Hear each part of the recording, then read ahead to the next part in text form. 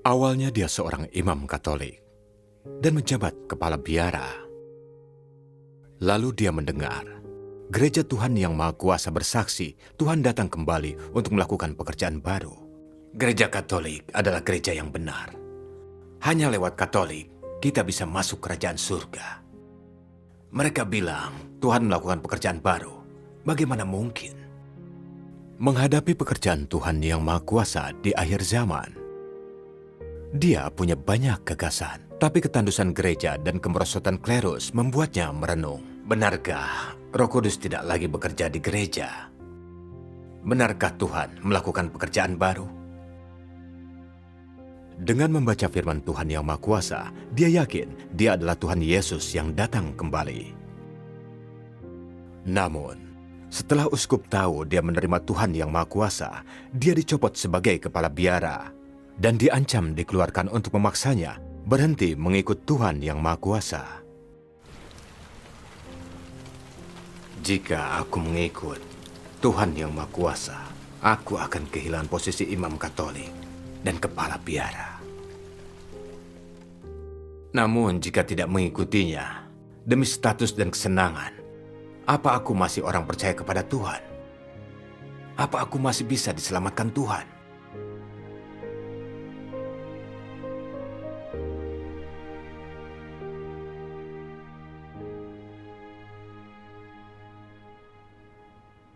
Keluargaku telah menganut Katolik selama beberapa generasi. Di usia 20 tahun, kuputuskan untuk mengabdi kepada Tuhan dan melayani Dia. Setelah 7 tahun pelatihan teologi sistematika di seminari, aku ditahbiskan sebagai imam pada usia 27. Usia 30, dipromosikan menjadi kepala biara. Saat itu, aku sangat congkak. Di satu sisi, aku merasa telah menjadi kepala biara di usia muda. Tapi juga, setelah mendengar khotbahku, para imam dan biarawan berkata, itu bermanfaat. Jadi aku merasa memahami Alkitab dan punya pengetahuan tentang Tuhan. Dan saat Tuhan datang, aku akan mendapat perkenanan dan masuk kerajaan surga. Jadi, kapan kau mendengar Injil Tuhan Yang Maha Kuasa? Di bulan Juni tahun 2001, suatu malam, Diaken Wang mendatangiku tergesa-gesa. Dia bilang 2 orang Kristen datang dan bicara mendalam tentang iman. Saat mendengar mereka orang Kristen, aku tak menganggap serius. Kupikir gereja Katolik, gereja yang benar, punya kebenaran penuh tentang penyelamatan Yesus. Aku bertahun-tahun dilatih dalam teologi dan telah mempelajari setiap pasal Alkitab baris demi baris. Karena mereka sudah datang, kupikir aku bahas saja masalah iman dengan mereka. Siapa tahu bisa membuat mereka menganut Katolik. Lalu, Diaken Wang membawaku menemui mereka. Mereka saudara Cheng dan saudara Gao. Saat tahu mereka baru percaya kepada Tuhan sekitar 7 tahun, aku makin meremehkan mereka. Tapi untuk membuatnya bergabung dengan gereja Katolik, aku masih bicara dengan sabar mengenai sejarah Katolik. Aku juga berkata, jika ingin jaminan masuk kerajaan surga, kalian harus bergabung dengan gereja yang benar, gereja Katolik. Setelah mendengarnya, mereka bukan saja tidak mau pindah, tapi bersekutu denganku tentang keadaan gereja. Saudara Gao bilang, bagi umat Katolik dan Kristen, keadaan gereja kini tandus. Pengkhotbah baca Alkitab dan khotbah tanpa terang tak bisa memberikan khotbah baru atau mendalam. Beberapa juga mulai mengejar hal-hal duniawi dan meninggalkan jalan pelayanan. Orang percaya juga merasa negatif dan lemah, iman mereka meredup. Selama pertemuan, mereka mendiskusikan kehidupan atau cara menghasilkan uang, serta saling mengenalkan pekerjaan dan pacar. Banyak orang percaya mengejar tren duniawi. Beberapa bahkan telah kembali ke dunia. Apa bedanya keadaan gereja saat ini dengan keadaan bait suci pada hari-hari terakhir zaman hukum Taurat? Pada akhir zaman, hukum Taurat Bait suci jelas-jelas tandus. Orang bertukar uang di bait suci, mendagangkan sapi, domba, dan merpati. Dan bait suci jadi sarang pencuri. Apa artinya ini? Roh Kudus tidak lagi bekerja di bait suci. Di mana Roh Kudus bekerja? Saat itu Tuhan Yesus mulai pekerjaan baru di luar bait suci. Dan pekerjaan Roh Kudus telah beralih ke pekerjaan Tuhan Yesus. Saudara itu memberiku analogi. Ini seperti punya kompor dalam ruangan di musim dingin. Ruangan itu terasa hangat. Tapi jika kompornya diambil, ruangan itu akan dingin. Begitu juga dengan gereja. Saat Roh Kudus bekerja dalam gereja, saudara-saudari punya iman dan bersemangat mengejar. Tapi begitu pekerjaan Roh Kudus hilang, gereja tandus. Keadaan semua gereja sama dengan bait suci di penghujung zaman hukum Taurat. Semuanya tandus. Pernahkah kau pikirkan apa pekerjaan Roh Kudus telah bergeser? Di mana Roh Kudus bekerja kini? Setelah mendengar perkataan saudara itu, aku sangat terkejut. Tidak kusangka mereka akan menghubungkan ketandusan bait suci dengan pekerjaan Tuhan Yesus. Pemahaman ini baru bagiku. Kami tak pernah memahaminya di gereja kami. Aku juga setuju dengan penilaian mereka tentang keadaan gereja. Hanya membaca Alkitab dan memelihara hari Tuhan. Banyak yang tidak lagi melaksanakannya. Seperti orang tidak percaya, mengejar uang dan kesenangan duniawi. Jumlah orang di gereja pun makin sedikit. Ini fakta. Gereja memang tandus.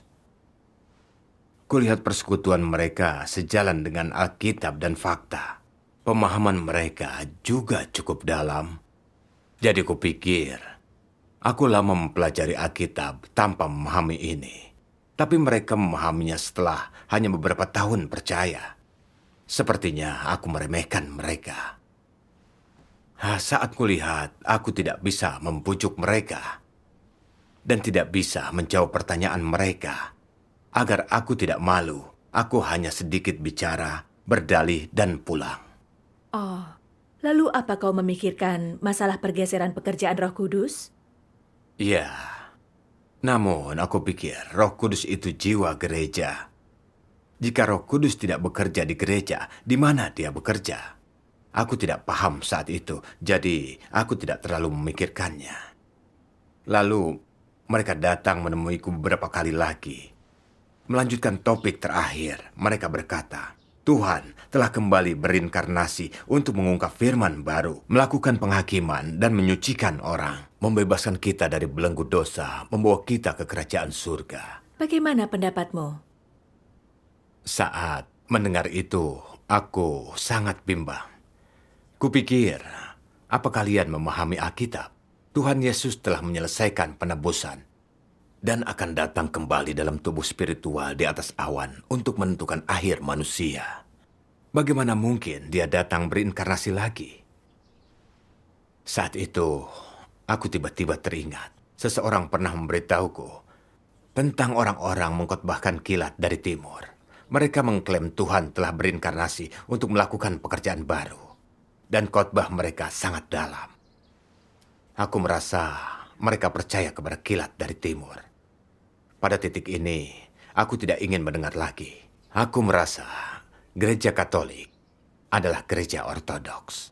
Dan karena tak seorang pun pernah mendengar kilat dari timur, itu mustahil gereja ortodoks. Karena bukan gereja ortodoks, khotbah mereka pasti salah. Jadi, aku menyela mereka dan bertanya, kalian percaya kilat dari timur?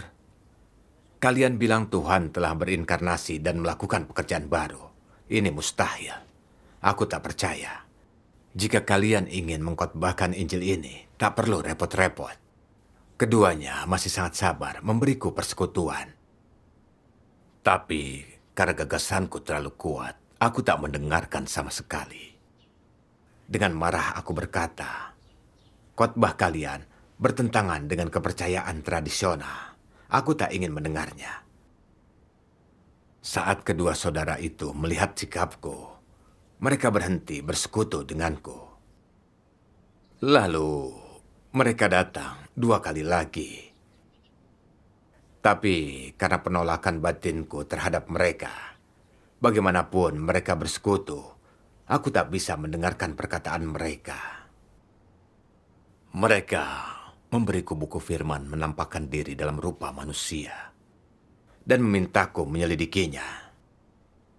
Saat melihat sikap tulus mereka, aku terlalu malu untuk menolak. Jadi aku terima buku itu. Oh, apa kau membacanya? Iya. Aku sedikit penasaran saat pertama menerimanya dan ingin melihat apa isi buku itu. Jadi aku membukanya, membaca daftar isinya, lalu membuka beberapa halaman dan menemukan beberapa tulisan seperti apakah Trinitas itu ada, serta akhir dan tempat tujuan manusia. Itu berbeda dengan ajaran tradisional kami. Jadi aku tutup dan tidak melihatnya lagi. Oh, saat itu kau tak membacanya dengan cermat. Benar. Bagaimana ya? Saat itu aku tidak tertarik mencari. Aku mengutuk buku itu tanpa melihat isinya dengan cermat. Aku pikir, sebagai kepala biara, tugasku melindungi kawanan. Aku harus beritahu imam dan biarawan agar mereka tak tertipu. Jadi, dalam salah satu retret calon biarawan, aku berkata, kita berada di akhir zaman dan banyak Kristus palsu muncul. Aku pernah bertemu orang kilat dari timur. Mereka bilang Tuhan telah berinkarnasi dan melakukan pekerjaan baru. Bagaimana bisa? Kubaca beberapa halaman buku mereka dan ajarannya berbeda dari kepercayaan tradisional kita. Aku yakin kilat dari timur tidak datang dari Tuhan. Aku menginstruksikan agar berhati-hati, tak menghubungi mereka, tak membaca buku atau mendengarkan mereka, dan melindungi anggota gereja agar tak tertipu mereka.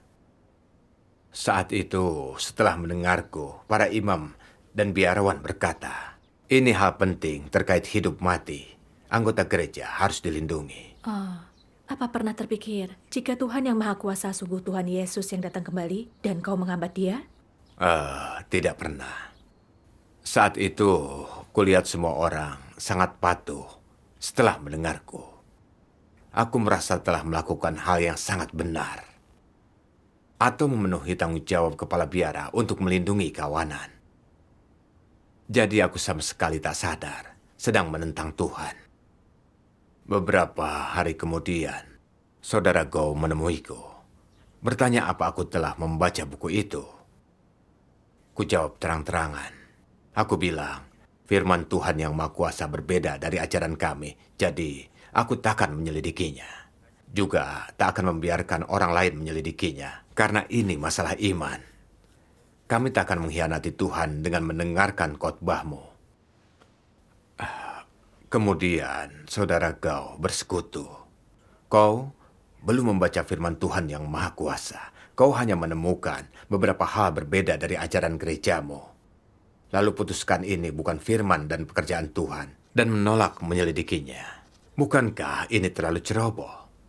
Tuhan yang Maha Kuasa berfirman, kusarankan agar engkau melangkah di jalan kepercayaanmu kepada Tuhan dengan berhati-hati.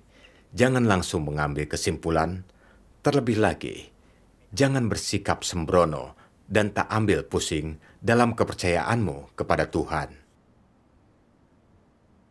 Engkau sekalian harus tahu bahwa orang-orang yang percaya kepada Tuhan setidaknya harus rendah hati dan menunjukkan rasa hormat. Mereka yang telah mendengar kebenaran tetapi menolak untuk menerimanya adalah orang yang bodoh dan bebal. Mereka yang telah mendengar kebenaran tetapi dengan sembarangan mengambil kesimpulan atau mengutukinya dipenuhi dengan kecongkakan. Tidak seorang pun yang percaya kepada Yesus pantas menyumpahi atau mengutuki orang lain. Engkau sekalian harus menjadi orang yang berakal sehat dan menerima kebenaran. Kita bisa lihat Untuk percaya Tuhan, hati kita harus takut akan Tuhan. Kita tidak bisa mengutuk saat melihat firman dan pekerjaan Tuhan tak sesuai gagasan kita. Jika tak punya sikap rendah hati dan mencari di hadapan Tuhan, selalu mengevaluasi firman dan pekerjaan Tuhan yang baru dengan imajinasi kita, akan mudah berdosa, menentang dan mengutuk Tuhan. Ini seperti saat Tuhan Yesus datang untuk bekerja. Lalu orang Farisi melihat perkataan dan pekerjaannya melampaui hukum. Mereka sengaja mencari kesalahan Tuhan Yesus, mengutuk dia, dan akhirnya memperdaya orang untuk memaku Tuhan Yesus di kayu salib. Ini sangat menyinggung watak Tuhan. Mereka akhirnya dikutuk dan dihukum. Ini pelajaran sangat mahal. Kita harus menangani kedatangan Tuhan kembali dengan hati-hati. Karena jika keliru mengutuknya, kita bisa menghujat Roh Kudus. Tuhan Yesus telah lama berfirman, setiap dosa dan hujat manusia akan diampuni. Tapi siapapun yang menghujat Roh Kudus takkan diampuni. Sungguh mengerikan melakukan dosa ini. Dia juga bilang, sejak Tuhan yang Maha Kuasa muncul dan bekerja, banyak pemimpin dari berbagai denominasi mengutuk pekerjaan Tuhan yang Maha Kuasa. Bahkan memfitnah dan menghujat Tuhan yang Maha Kuasa. Banyak dari mereka yang menentang dihukum berat. Jika tidak hati-hati, kita bisa kehilangan tempat tujuan kita. Ya, konsekuensinya sangat serius. Benar. Namun aku belum mengakui pekerjaannya pada akhir zaman. Jadi aku tidak berpikir itu serius. Saat itu aku pikir, aku memikirkan anggota gerejaku dan melindungi mereka dari penipuan. Ini mustahil menyinggung Tuhan. Namun, aku juga merasa perkataan saudara itu masuk akal. Aku tak tahu banyak tentang kilat dari timur, tapi langsung mengutuknya dan mengkhotbahkan itu kepada para imam. Jika aku keliru mengutuk, seperti katanya, maka itu menyinggung Tuhan. Konsekuensinya sangat berat. Jadi, aku beritahu saudara Gao, aku tak pernah memikirkan yang kau katakan, tapi aku akan hati-hati di masa depan. Apa kau ingin mencari dan menyelidiki setelah itu?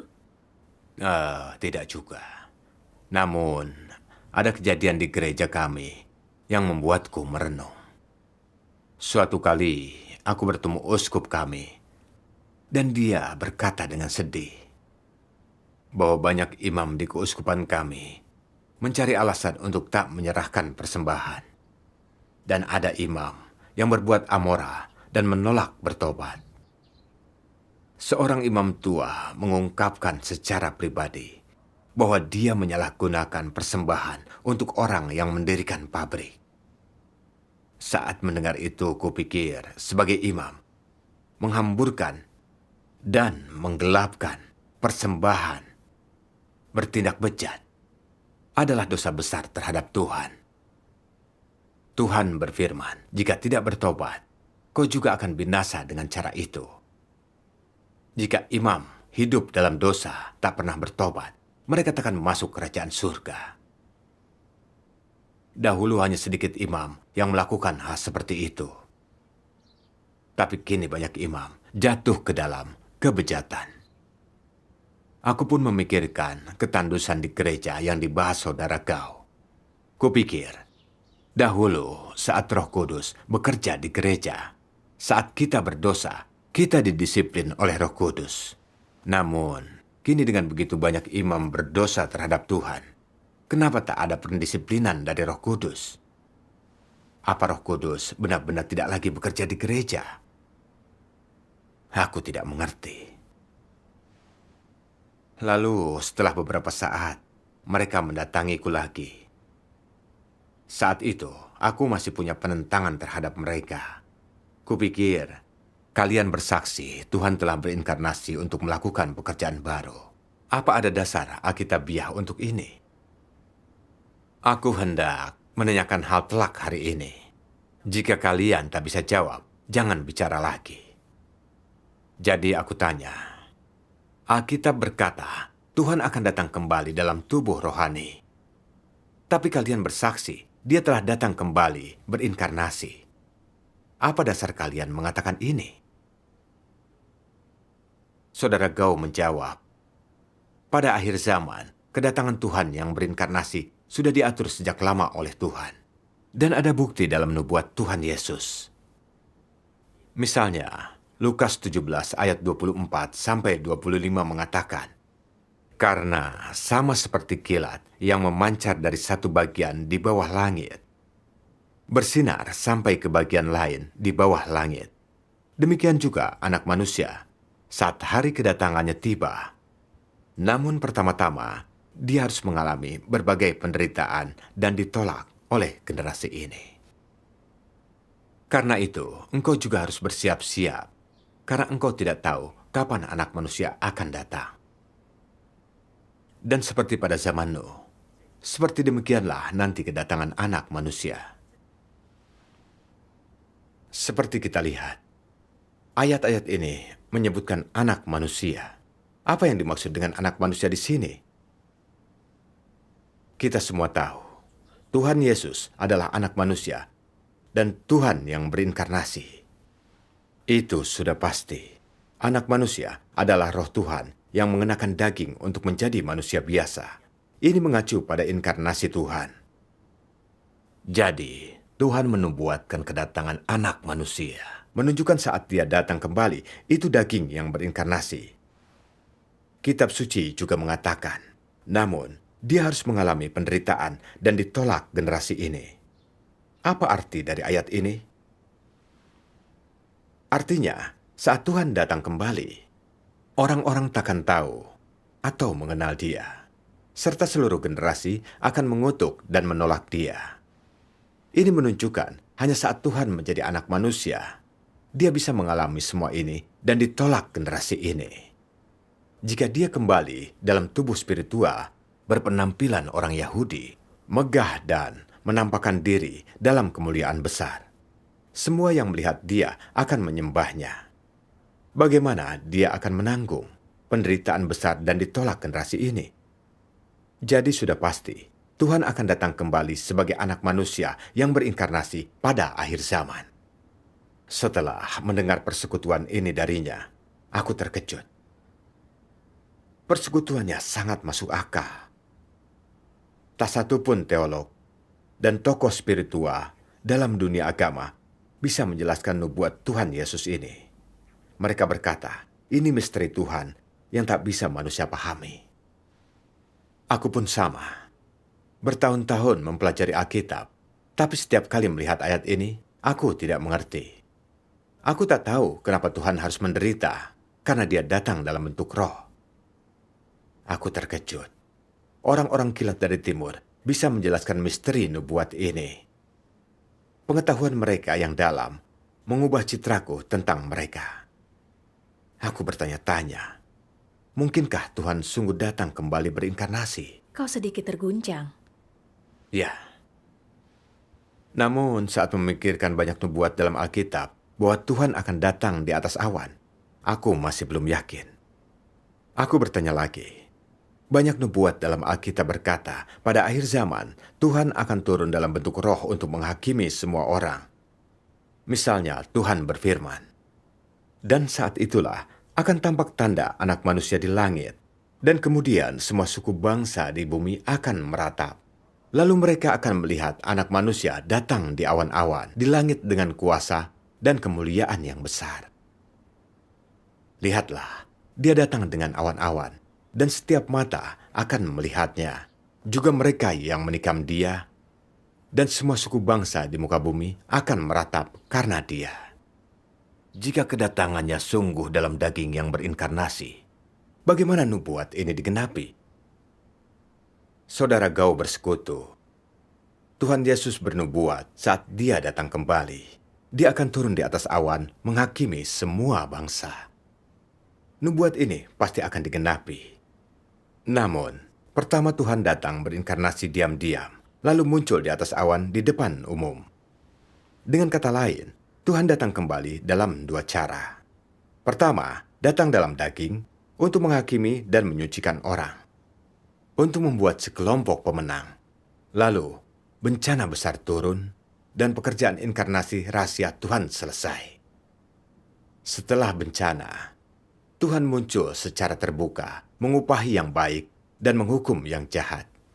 Jadi, selama periode inkarnasi dan pekerjaan rahasia Tuhan, mereka yang menentang Tuhan lalu menolak bertobat, benar-benar kehilangan kesempatan diselamatkan, serta akhirnya meratap dalam bencana. Ini menggenapi nubuat dalam kitab Wahyu. Lihatlah, dia datang dengan awan-awan. Setiap mata akan melihatnya. Juga mereka yang menikam dia dan semua suku bangsa di muka bumi akan meratap karena dia. Setelah mendengar persekutuannya, hatiku terasa sangat cerah. Kedatangan kedua Tuhan bukan hanya turun secara terbuka di atas awan. Sebelum itu, dia terlebih dahulu berinkarnasi secara rahasia. Jadi, ini adalah dua cara Tuhan muncul. Di masa lalu, aku hanya tahu satu cara Tuhan muncul. Aku sadar pemahamanku bias. Saat itulah aku paham kilat dari timur menyingkap misteri nubuat dalam Alkitab. Penjelasan mereka juga masuk akal. Jadi aku merasa itu mungkin berasal dari Tuhan dan layak diselidiki. Setelah itu, aku bersedia bersekutu dengan mereka dan membaca firman Tuhan yang maha kuasa. Sikapmu mulai berubah. Ya, setelah membaca firman Tuhan yang maha kuasa, aku yakin Tuhan akan datang kembali dalam daging yang berinkarnasi. Tapi aku masih merasa bingung. Aku yakin tentang inkarnasinya. Tapi bagaimana bisa yakin Tuhan yang Maha Kuasa itu Tuhan Yesus yang kembali? Aku ingat gereja Katolik adalah gereja yang benar dan punya kebenaran tentang penyelamatan Yesus. Hanya dengan agama Katolik kita bisa memasuki kerajaannya. Jika menerima Tuhan yang Maha Kuasa dan tersesat dalam keyakinanku, aku akan mengkhianati Tuhan. Bagaimana aku akan masuk kerajaan Tuhan? Aku tak memahami pertanyaan ini, jadi masih merasa tak nyaman. Kudengar Imam Yuan juga telah menerima pekerjaan Tuhan yang Maha Kuasa pada akhir zaman. Jadi aku ingin menemuinya. Dia sebelumnya menganut Katolik. Ajaran dan pandangan kami tidak berbeda. Jadi aku ingin dengar bagaimana dia memahami masalah ini. Syukur kepada Tuhan. Kemudian aku menemui Imam Yuan dan memberitahu dia kekhawatiranku. Lalu saudara Yuan bersekutu denganku. Dahulu kekhawatiranku sama denganmu. Aku khawatir mengkhianati Tuhan Yesus jika percaya Tuhan yang Maha Kuasa. Namun menyangkut pertanyaan ini, yang terpenting adalah tahu Tuhan yang Maha Kuasa dan Tuhan Yesus adalah roh yang sama. Mereka Tuhan yang sama yang bekerja. Di zaman hukum Taurat, Yahweh yang bekerja. Di zaman kasih karunia, Tuhan Yesus yang bekerja. Meskipun nama Tuhan berubah dan pekerjaan yang dia lakukan berbeda, bisakah kau mengatakan Yesus dan Yahweh bukanlah satu Tuhan? Bisakah kau mengatakan percaya Tuhan Yesus berarti mengkhianati Yahweh? Tentu tidak. Jadi untuk menentukan apa mereka Tuhan yang sama, bukan dari nama mereka.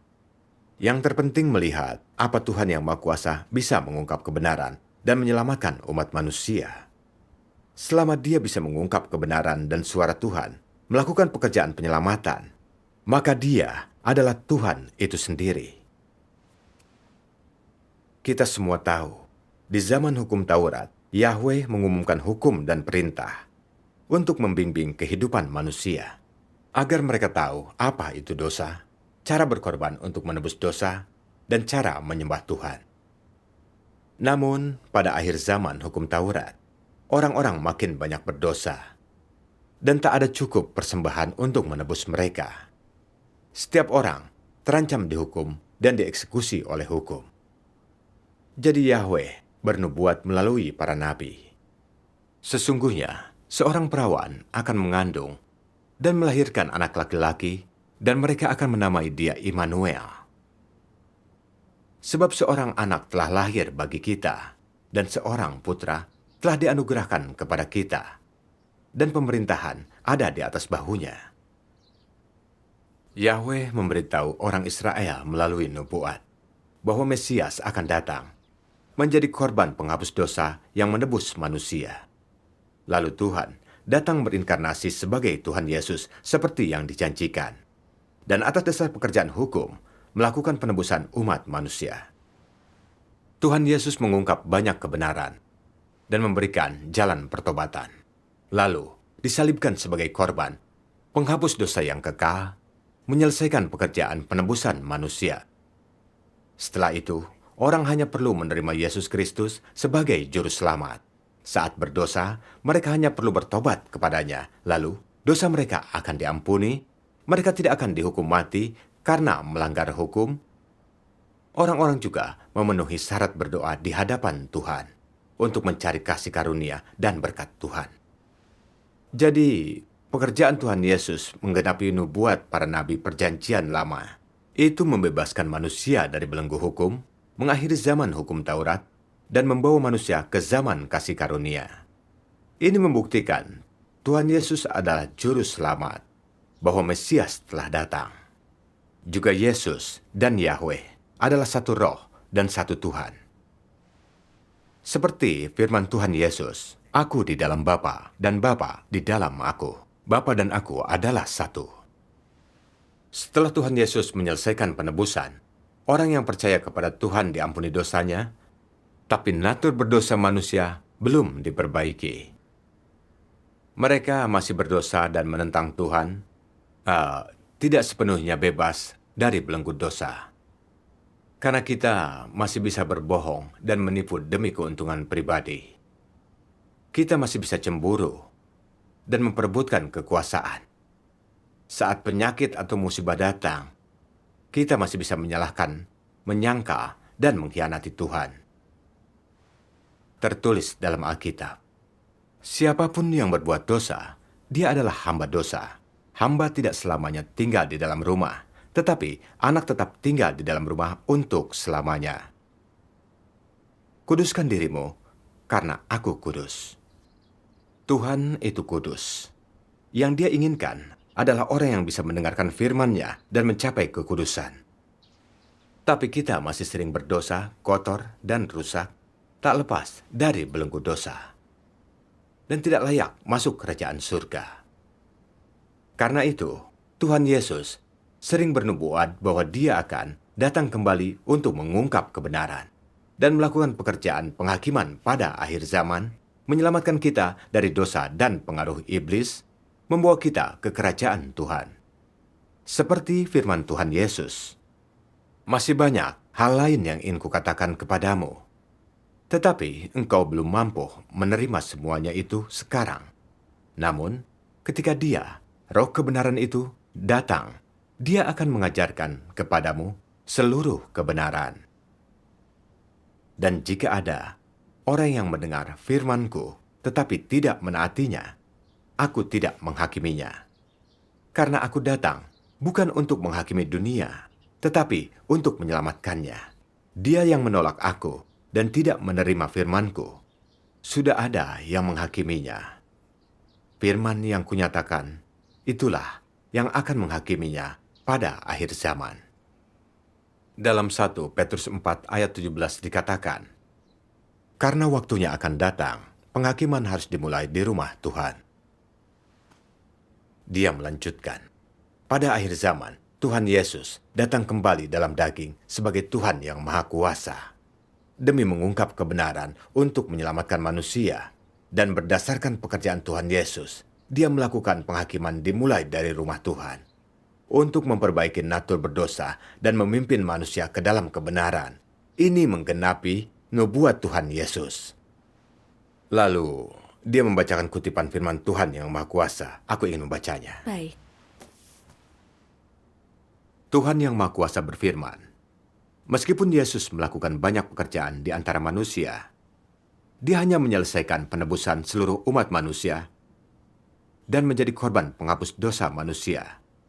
Dia tidak membebaskan manusia dari wataknya yang rusak. Menyelamatkan manusia sepenuhnya dari pengaruh iblis tidak hanya membuat Yesus harus menjadi korban penghapus dosa dan menanggung dosa manusia, tetapi juga membuat Tuhan harus melakukan pekerjaan yang jauh lebih besar untuk membebaskan manusia sepenuhnya dari wataknya yang telah dirusak oleh iblis.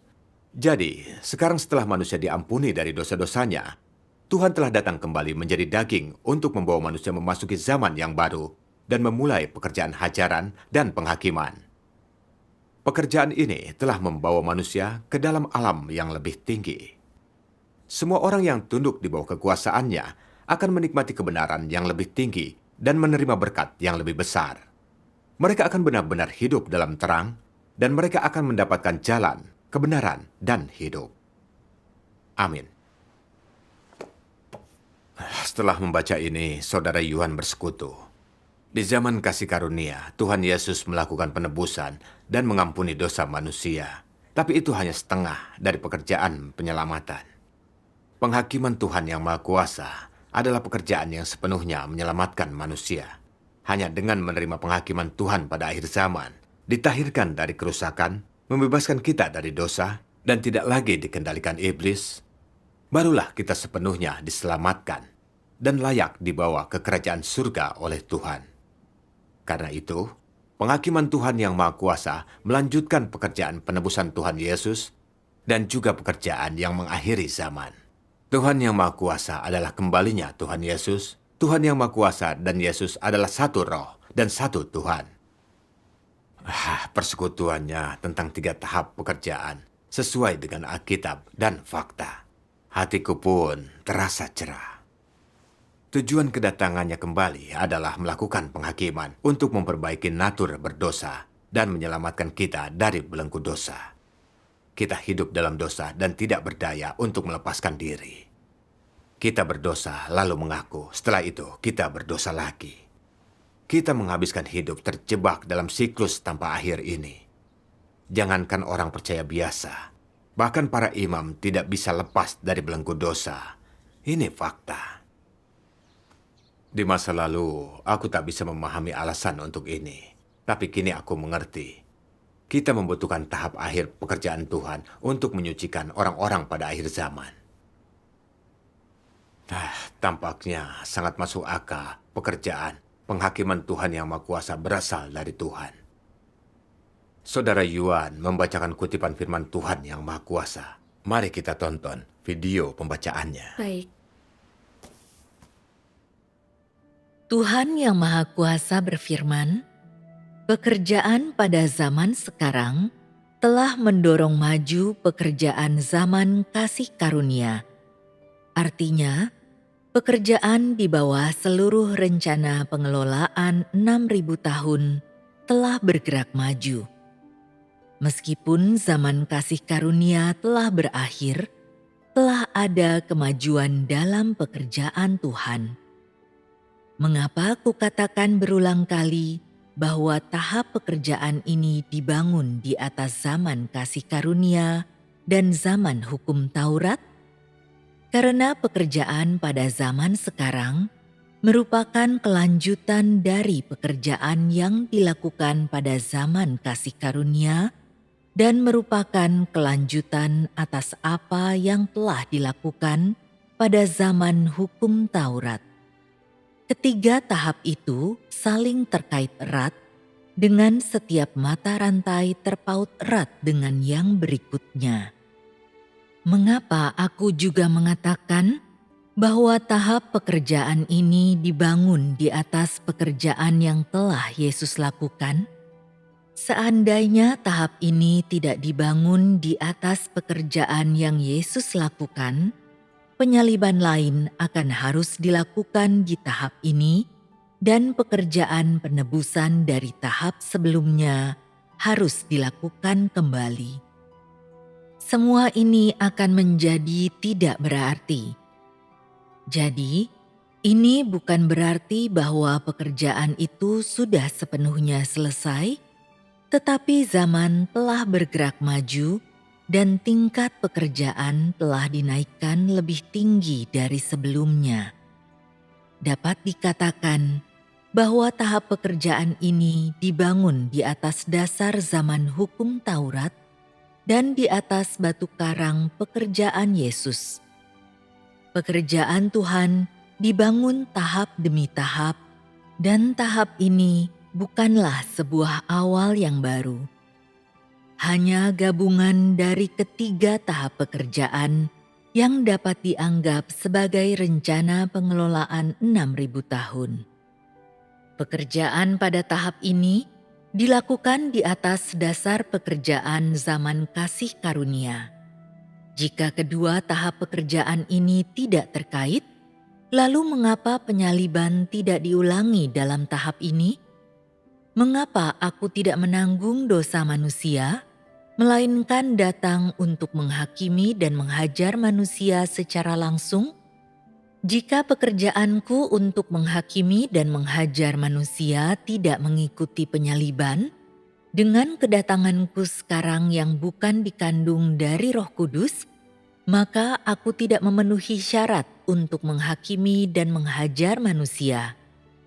Justru karena aku dan Yesus adalah satu, maka aku datang untuk secara langsung menghajar dan menghakimi manusia. Pekerjaan pada tahap ini dibangun sepenuhnya di atas pekerjaan tahap sebelumnya. Itulah sebabnya hanya pekerjaan semacam ini yang dapat membawa manusia selangkah demi selangkah ke dalam keselamatan. Yesus dan aku berasal dari satu roh. Walaupun kami tidak terkait di dalam daging kami, roh kami adalah satu. Meskipun muatan dari apa yang kami lakukan dan pekerjaan yang kami lakukan tidak sama, kami sama dalam esensi. Daging kami mengambil wujud yang berbeda, tetapi ini dikarenakan perubahan pada zaman dan kebutuhan yang berbeda dari pekerjaan kami.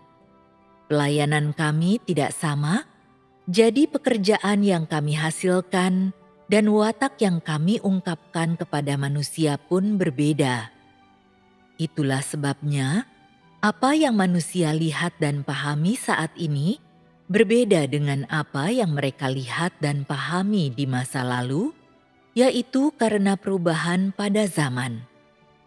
Karena semua itu, mereka berbeda dalam gender dan wujud daging mereka, dan mereka tidak terlahir di keluarga yang sama, apalagi pada periode waktu yang sama, roh mereka bagaimanapun juga adalah satu.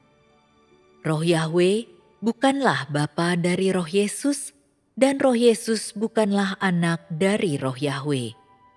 Mereka adalah satu dan roh yang sama.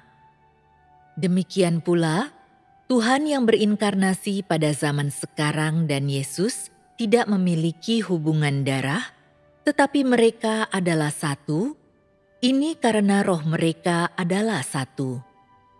Tuhan dapat melakukan pekerjaan belas kasihan dan kasih setia, juga pekerjaan penghakiman yang adil dan hajaran terhadap manusia, serta pekerjaan mendatangkan kutuk atas manusia. Dan pada akhirnya, Dia dapat melakukan pekerjaan memusnahkan dunia dan menghukum orang yang jahat. Bukankah Dia sendiri yang melakukan semuanya ini? Bukankah ini adalah kemahakuasaan Tuhan? Amin. Saudara Yuan melanjutkan, walau kandungan ketiga tahapan pekerjaan yang dilakukan Tuhan itu berbeda, dan nama Tuhan berbeda di setiap zaman, semuanya dilakukan oleh satu roh dan satu Tuhan. Ketiganya saling terkait erat, dan tiap tahap dibangun di atas pekerjaan tahap sebelumnya, lebih tinggi dari sebelumnya, hingga manusia diselamatkan dari kekuasaan iblis dan dibawa ke kerajaan Tuhan. Karena itu, kita tidak mengkhianati Tuhan dengan menerima pekerjaan barunya. Kita justru mengikuti pekerjaannya. Setelah mendengar persekutuannya, hatiku semakin cerah. Masing-masing dari tiga tahap pekerjaan itu melanjutkan tahap sebelumnya. Tidak ada tahap pekerjaan yang berdiri sendiri. Ini tiga tahap pekerjaan yang dilakukan Tuhan yang sama. Tampaknya Yahweh, Tuhan Yesus dan Tuhan yang Maha Kuasa benar-benar Tuhan yang sama. Aku selalu berpikir, gereja Katolik adalah gereja yang benar. Hanya Katolik yang bisa membawa jiwa ke kerajaan surga. Meninggalkan Katolik berarti mengkhianati Tuhan dan takkan diselamatkan. Kini aku paham. Yang kujaga hanyalah penebusan yang dilakukan Tuhan Yesus. Menerima penghakiman Tuhan yang Maha Kuasa berarti mengikuti jejak anak domba. Aku tak mengkhianati Tuhan. Namun, jika tetap menganut Katolik dan berpegang pada penyelamatan Tuhan Yesus, aku tak akan menerima penyelamatan Tuhan pada akhir zaman dan tidak akan masuk kerajaan surga. Pada titik ini, aku merasa sangat yakin penghakiman Tuhan yang Maha Kuasa adalah pekerjaan baru Tuhan pada akhir zaman. Lalu, Saudara Yuan bersekutu tentang kebenaran nama Tuhan, misteri kisah Alkitab, bagaimana Tuhan menentukan akhir dan tempat tujuan umat manusia. Aku dipenuhi kegembiraan setelah mendengarkan persekutuannya. Aku telah lama percaya Tuhan, tapi belum pernah dengar khotbah sebagus itu. Aku merasa yang kudapatkan terlalu hebat. Hari itu, aku mengerti lebih banyak daripada sekian tahun percaya pada Tuhan. Aku bersyukur kepada Tuhan. Syukur kepada Tuhan.